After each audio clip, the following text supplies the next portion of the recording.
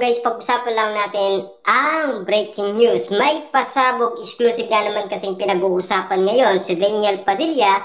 Puring-puri sa eye-to-eye acting na ibinandera sa incognito. Bakit kaya ganito pinag-uusapan umano si Daniel Padilla? May kakaiba nga naman kasing nakikita sa mga mata ni Daniel Padilla. Ating alamin yan sa bali-balita patungkol kay Daniel Padilla, kung bakit nga naman puring-puri sa eye-to-eye acting na ibinandera sa incognito. Yan kasi ay exclusive na binalita sa atin. Kaya ating pag-usapan ang patungkol umano kay Daniel Padilla. Ayon sa bali-balita, marami nakapansin sa acting ngayon si Daniel Padilla sa seryeng Incognito dahil sa mata-mata acting nilang dalawa ni Luis, ang kapatid niyang dalawang dekadang nawalay sa kanilang maglola na si Malu.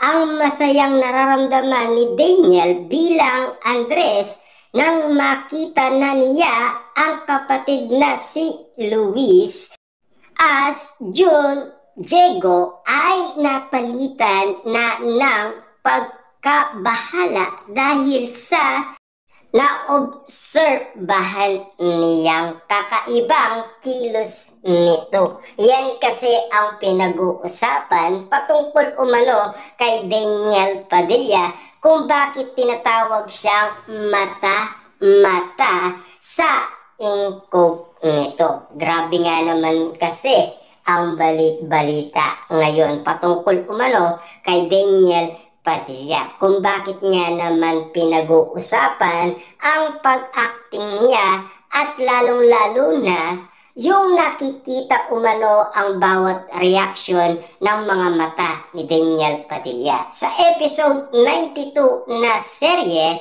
ay aniya na ni Daniel Andres si Luis June na magsasama na sila kasama si Malu, apo. Pero tumanggi ito dahil mas gusto na nito ang buhay niya ngayon bilang si Diego. Bagay na ikinataka na una, pero tumanggi si June. Kuya, hindi dahil nagkita tayo, magbabago na yung buhay ko. Gusto ko yung buhay ko na meron ako ngayon. Di ko ipagpapalit iyon dahil nakasama ko kayo. Ibig sabihin, ayon kay Luis or bilang June, dahil ayaw niya umanong mabago ang kanyang buhay. Ang gusto niya, kung ano ang kinakisnan niya, yun lamang ang gusto niya. Diba? Yun kasi ang balak gawin ng kapatid ni Andres bilang Daniel Padilla sa incognito. Kaya nga naman, paganda ng paganda ang bawat episode na pinapanood natin sa incognito.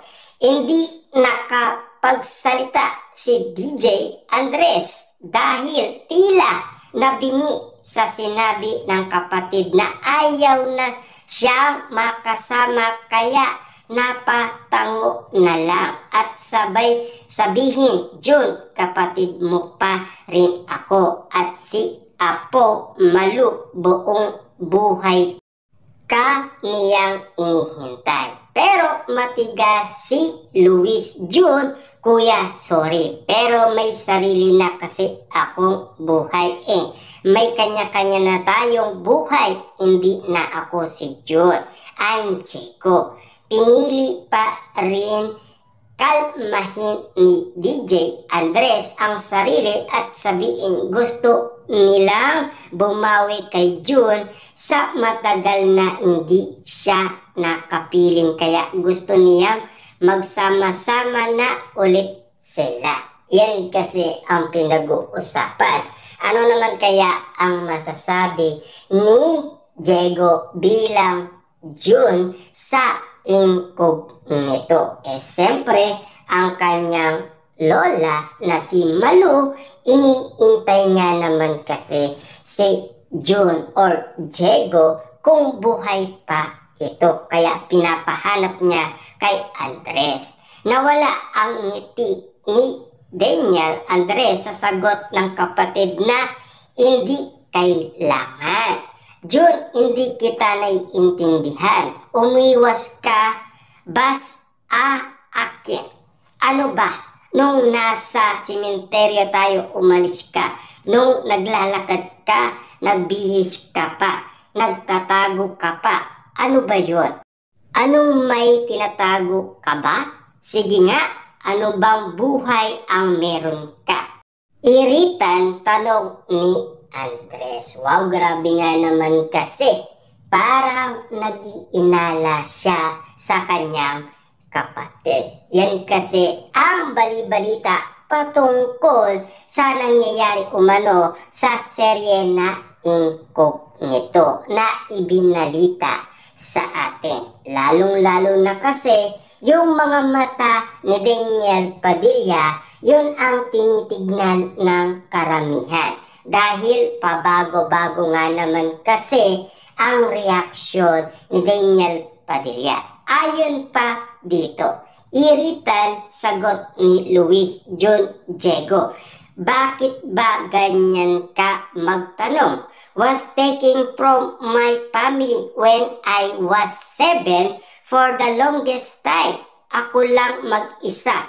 Pakiramdam ko, kailangan ko laging magtago, kuya. Hindi mo kasi alam yung takot na naramdaman ko nung hanggang na-rescue ako ni Papa Miguel. Pinalaki ako na dapat hindi ako agad magtitiwala sa ibang tao. Kasi yun ang paraan para tumapang ako. Mali ba yun? June, kuya mo ako. Gusto kong iligtas ka.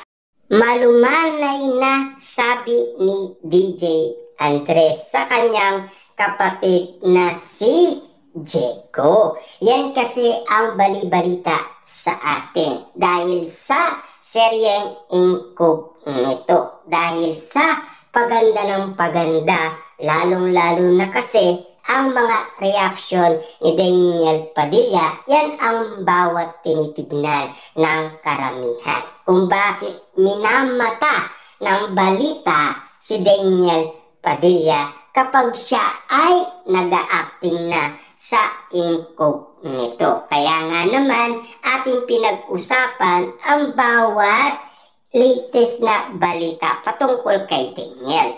Ligtas ako, okay ang buhay ko. Say naman ni Luis June Diego at pumayag na si Daniel Andres. Pero sa isang kondisyon na gusto nitong makilala kung sino ang ama ni June Diego na pumayag naman. Samantalang pag-uwi ni Daniel Andres sa apo niya ay saka nito ikinuwento na ayaw nang bumalik sa kanila ni Luis June dahil nga may sarili na itong buhay.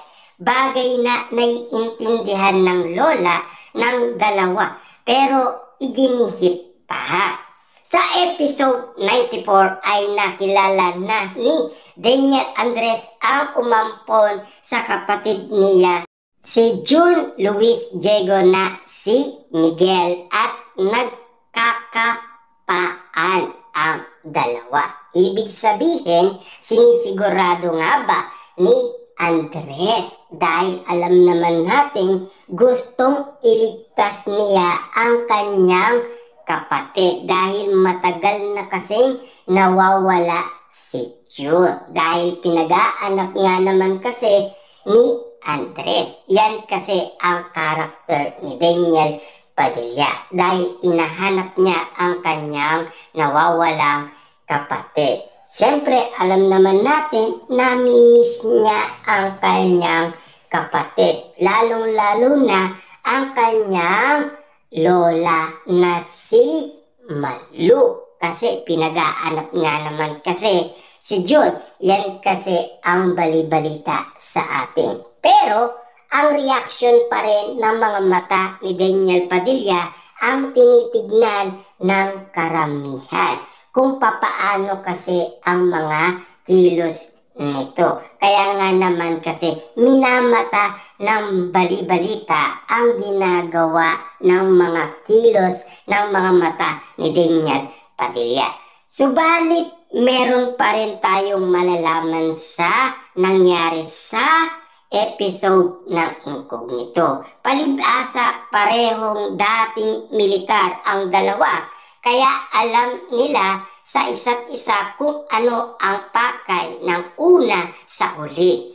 Nagkatanungan kung ano ang pinakakakitaan ng dalawa at nang sabihin ni DJ Andres ay sinagot siya ni Miguel ng nakangiti. Alam mo, alam ko ang ginagawa mo. Alam ko kung bakit ka nandito at kung ano ang pakay mo. Parehong nakatitig sa isa't isa ang dalawa, samantalang si Luis John Diego ay tila na tensyon at palipat-lipat ang tingin sa kapatid at ama-amahan. Siyempre, hindi niya alam kung sino ang paniniwalaan niya dahil si June hindi niya nakilala ang kanyang kapatid. Kaya minabuti niya kasi na hindi sumama dahil alam naman natin meron na daw siyang buhay. Anyway, sa teaser na episode 95 ng Incognito ay tinanong ni Luis John Diego ang Kuya Andres niya kung gusto nitong kumita ng malaki at ito ang aabangan mamayang gabi sa Kapamilya Channel, A2C, TV5, I1 at Netflix. Hindi kayang imbes na si Luis John Diego ang papatay kay Barrios ay ipapasa niya sa Kuya Andres niya bilang pagsubok kung totoong hindi siya isa sa kontra. Sabi nga ni Miguel, alam niya ang ginagawa ng kuya na anak-anakan. Isa pa, scene stealer ay ang unang beses na nagalit si kontraktor Ian kay Daniel dahil nga gusto ng kumalas na uli. Yan kasi ang balibalita sa atin. Say ni Ian nang mataas ang tono. Pinipersonal mo ako. Nagbitaw ka sa akin ng salita, tinanggap mo. Yung kontrata, akala mo pwede kang umalis kung kailan mo lang gusto. Well, make not be compromised by you. Inuulit ko, Andres. Wag mo akong pinipersonal.